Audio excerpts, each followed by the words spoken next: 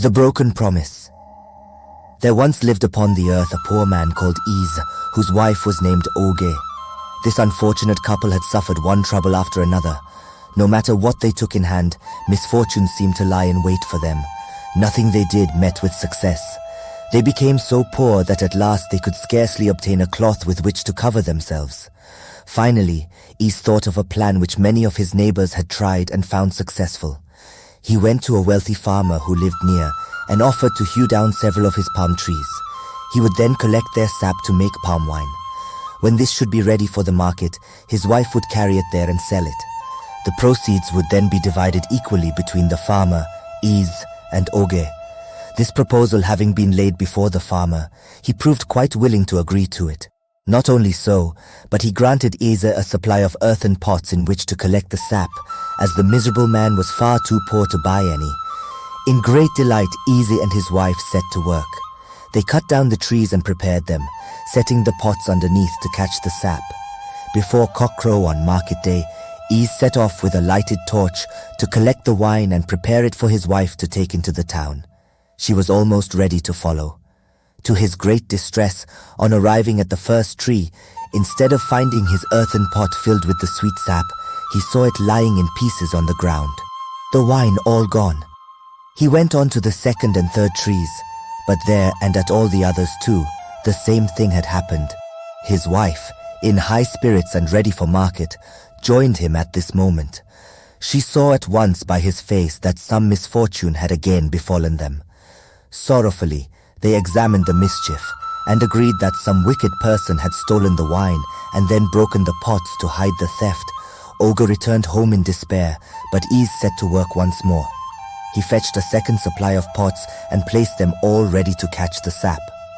On his return next morning, he found that the same behavior had been repeated. All his wine was again stolen and his pots in fragments. He had no resource but to go to the farmer and tell him of these fresh misfortunes. The farmer proved to be very kind and generous and gave orders that Is might have as many pots as he should require.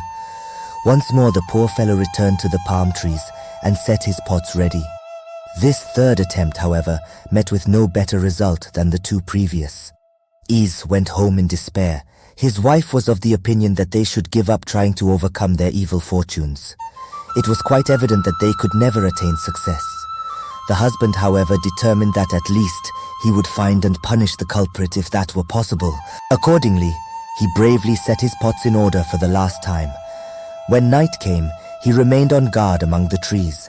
Midnight passed and nothing happened, but toward 2 o'clock in the morning a dark form glided past him to the nearest palm tree. A moment after he heard the sound of a breaking pot. He stole up to the form. On approaching it, he found that the thief was a bush deer, carrying on its head a large jar, into which it was pouring the wine from Is's pots. As it emptied them, it threw them carelessly on the ground, breaking them in pieces. Is ventured a little nearer, intending to seize the culprit. The latter, however, was too quick for him and escaped, dropping his great pot on the ground as he ran. The deer was very fleet, but Is had fully determined to catch him, so followed. The chase continued over many miles until midday arrived, at which time they had reached the bottom of a high hill. The deer immediately began to climb, and Is, though almost tired out, still followed. Finally, the summit of the hill was reached, and there Is found himself in the midst of a great gathering of quadrupeds. The deer, panting, threw himself on the ground before King Tiger. His Majesty commanded that Is should be brought before him to be punished for this intrusion into such a serious meeting. Is begged for a hearing before they condemned him. He wished to explain fully his presence there. King Tiger, after consulting with some of the other animals, agreed to listen to his tale. Thereupon Is began the story of his unfortunate life. He told how one trial after another had failed, and how finally he had thought of the palm wine. He described his feelings on discovering the first theft after all his labor. He related his second, third, and fourth attempts with the result of each. He then went on to tell of his chase after the thief, and thus explained his presence at their conference. The quadrupeds listened very attentively to the recital of Is's troubles. At the conclusion, they unanimously agreed that the deer was the culprit and the man blameless. The former was accordingly sentenced to punishment, while the latter received an apology in the name of the entire conference. King Tiger, it appeared, had each morning given Deer a large sum of money wherewith to purchase palm wine for the whole assembly. The Deer had stolen the wine and kept the money. To make up to Ease for his losses, King Tiger offered him as a gift the power of understanding the conversation of all animals. This, said he, would speedily make Ease a rich man. But he attached one condition to the gift.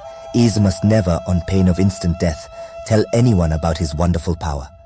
The poor man, much delighted, set off for home.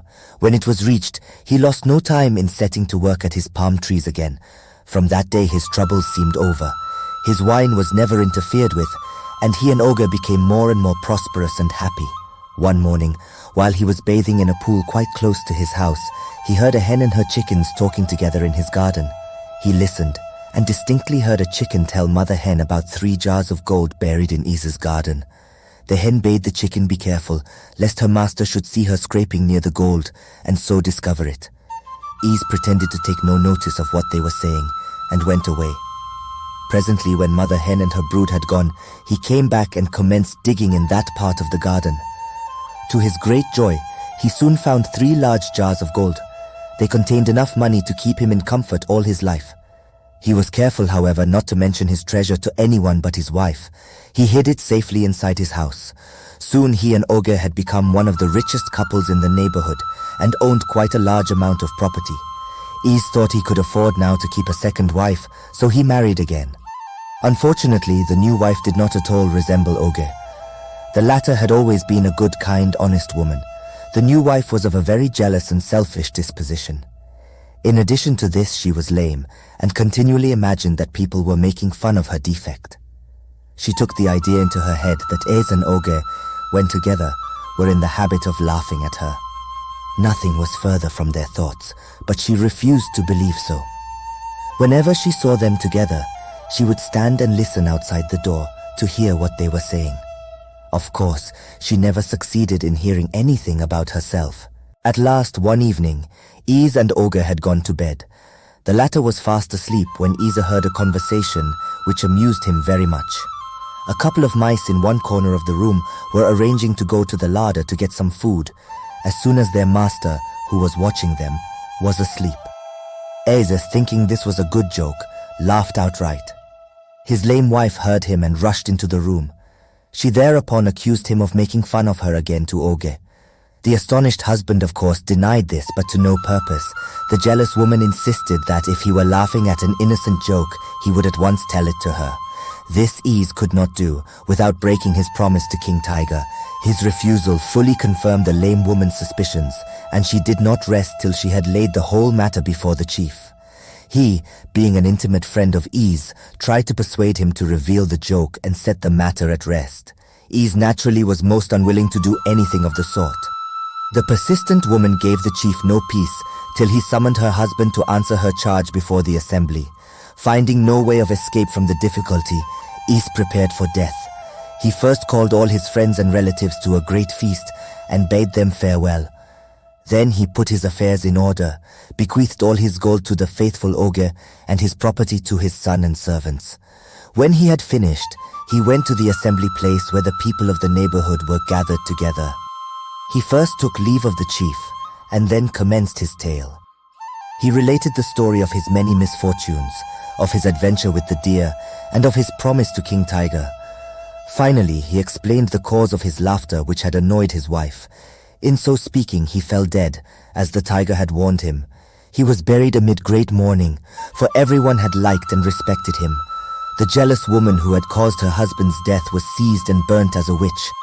Her ashes were then scattered to the 4 winds of heaven, and it is owing to this unfortunate fact that jealousy and selfishness are so widespread through the world, where before they scarcely existed. That is the end of our story. 3 moral lessons from the story. 1. Honesty and integrity. The story underscores the importance of honesty and integrity in all actions and promises made. Ease's misfortunes escalate when he breaks his promise to King Tiger, ultimately leading to tragic consequences. The moral lesson here is that maintaining one's integrity and keeping promises are essential virtues that contribute to trust and harmony in relationships and society. 2. The consequences of jealousy and suspicion. The downfall of Ease and his jealous wife serves as a cautionary tale about the destructive nature of jealousy and suspicion. The wife's unfounded accusations and refusal to trust her husband result in a chain of events leading to tragedy and loss. The moral lesson highlights the need to overcome jealousy and cultivate trust in relationships to avoid unnecessary conflict and pain. 3. The power of empathy and understanding. King Tiger's gift of understanding animal speech to Ise symbolizes the importance of empathy and understanding in resolving conflicts and fostering compassion.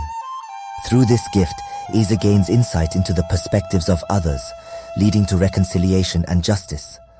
The moral lesson emphasizes the transformative power of empathy in promoting forgiveness, reconciliation, and harmony in diverse communities.